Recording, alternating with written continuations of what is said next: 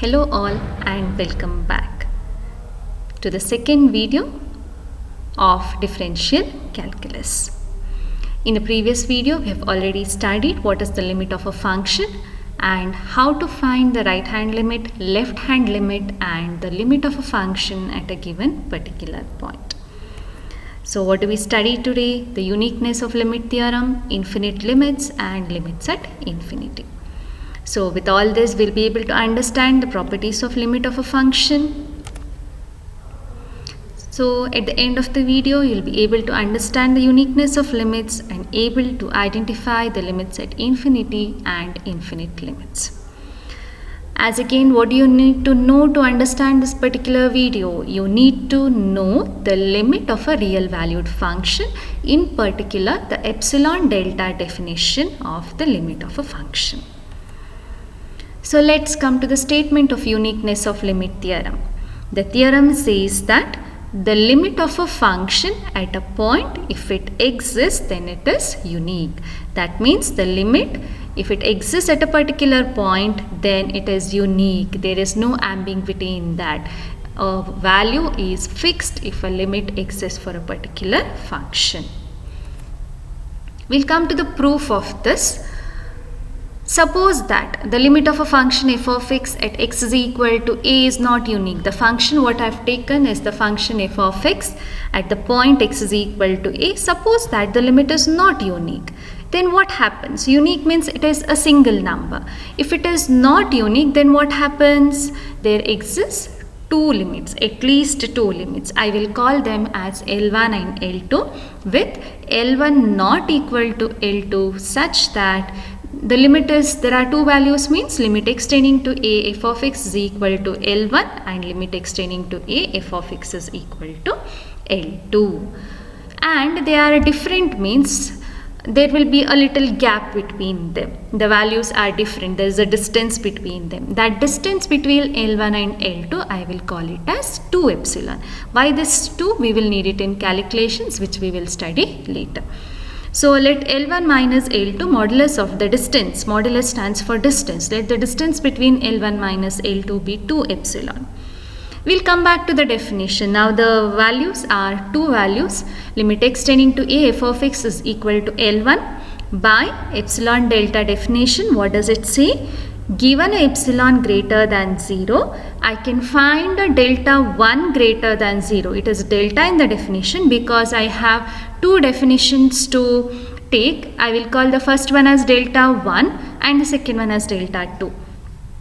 So given epsilon greater than 0, there exists a delta 1 greater than 0 such that, what does it say? When the distance between x and a is less than delta 1, we have modulus of f of x minus L1 is less than epsilon.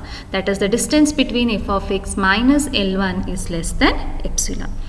Similarly, applying the definition for the second one, we also say that L2 is also a limit.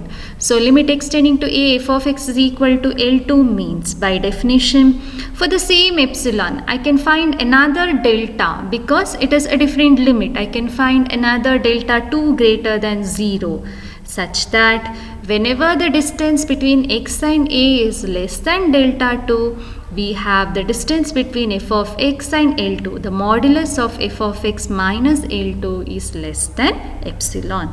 So for the same epsilon, I have two quantities, delta 1 and delta 2, such that f of x minus L1, distance between f of x and L1 is less than epsilon under this condition. Distance between f of x and L2 is less than epsilon under this condition. Now, what we need to do is, I want to apply these two definitions simultaneously. I want a common value of delta such that both of these conditions are satisfied. That common value, I'll call it as delta, which is the minimum of delta 1 and delta 2. So what does this minimum of delta 1 and delta 2 do? We'll come back here. When the distance between x and a, mod x minus a is less than delta 1, this condition is satisfied. When mod x minus a is less than delta 2, this condition is satisfied here. And What happens when I take the minimum of delta 1 and delta 2? Minimum of delta 1 and delta 2. So when it is less than mod x minus a is less than delta 1, I have the number line over here. When the distance between x and a is smaller than delta 1. Smaller than delta 1, first condition is satisfied. Smaller than delta 2, the second condition is satisfied. I will take the smaller of delta 1 and delta 2. When I take the smaller of delta 1 and delta 2, both the conditions are satisfied, so that when I take delta is equal to minimum of delta 1 and delta 2, both of those conditions are satisfied. Now we'll come back to the modulus of L1 minus L2.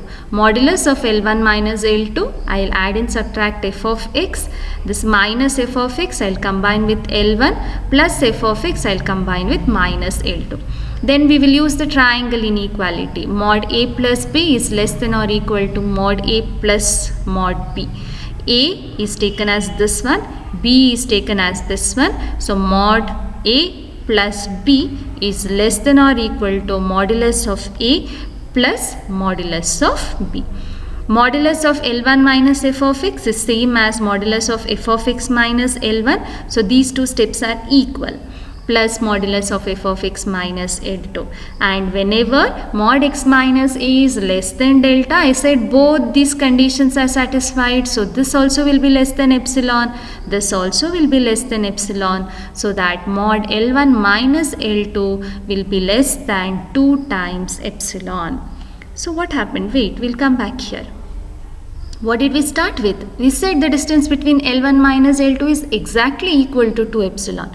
But what have we got? It is strictly less than 2 epsilon whenever mod x minus a is less than delta, which is a contradiction.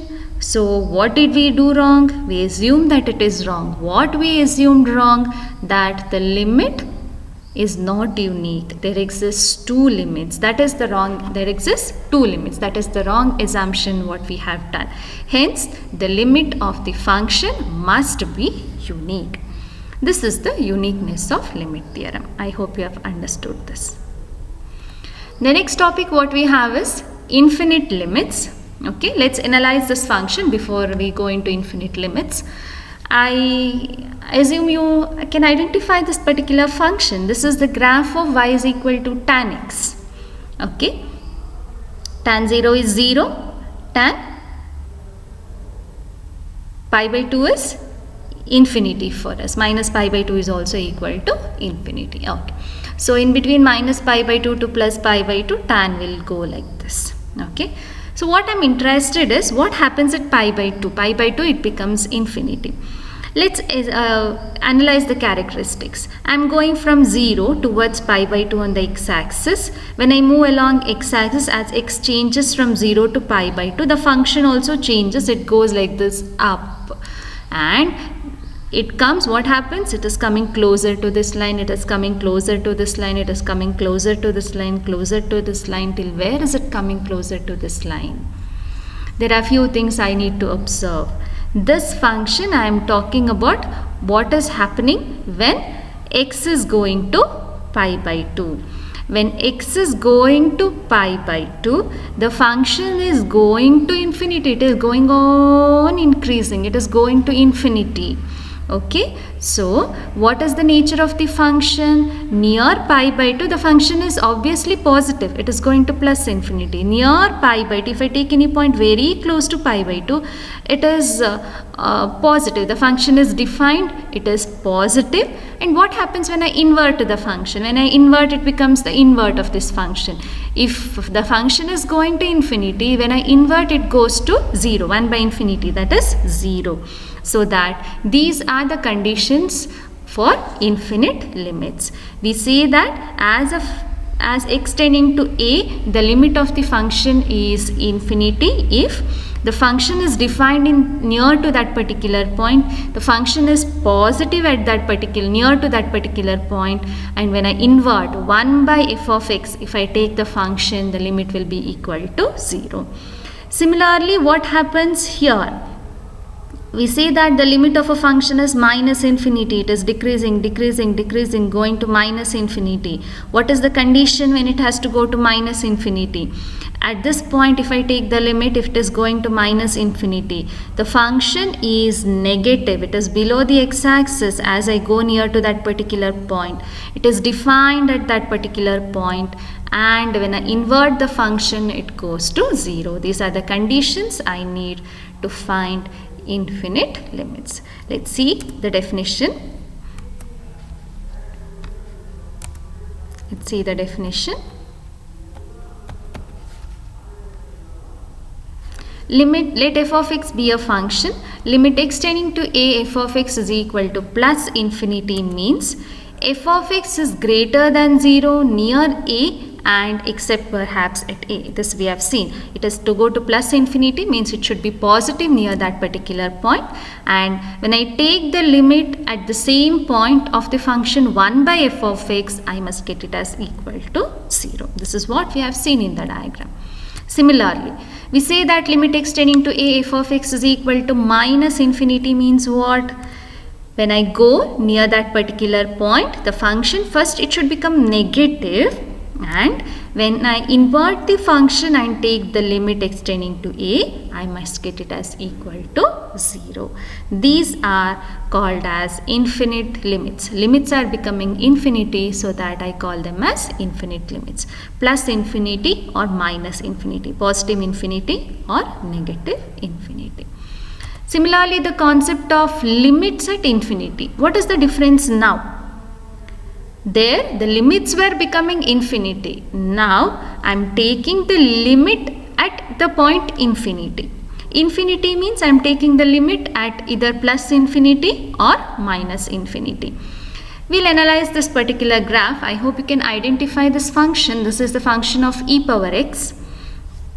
Now there are two things I have to observe. I want to take the limit at minus infinity as well as at plus infinity. Okay, plus infinity means what happens when I go on moving along this axis. The function is going on increasing. You can see this particular function. Where will it go and increase? Will it stop? No. It is going to increase and going to plus infinity. What happens when I go to minus infinity? The function is already decreased. It decreased. It is going to become 0 here. Okay, so what is the concept of limits at infinity now? Okay, let f of x be a function. Limit x tending to plus infinity, f of x is equal to L. Limit is going to plus infinity, the function is equal to L means f of x must be defined near plus infinity, and I am not doing 1 by f of x, I am doing f of 1 by t, as t tending to 0 plus must be equal to L. That means when I am going to plus infinity, I cannot talk about the right hand limit. I can only talk about the left hand limit. When I go into minus infinity, I can talk about only the which limit? Right hand limit. Okay, so the function is going on decreasing. It is defined, and f of 1 by t must be equal to 0 here.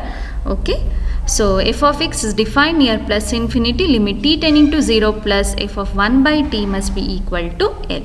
Limit x tending to minus infinity, f of x is equal to L means f of x is defined near minus infinity, and limit t tending to 0 minus f of 1 by t is equal to L. This is the definition of limits at infinity. Okay, so in this video we have studied what is the uniqueness of limit theorem and how to find or understand infinite limits and limits at infinity. I hope you have all understood. Thank you for watching.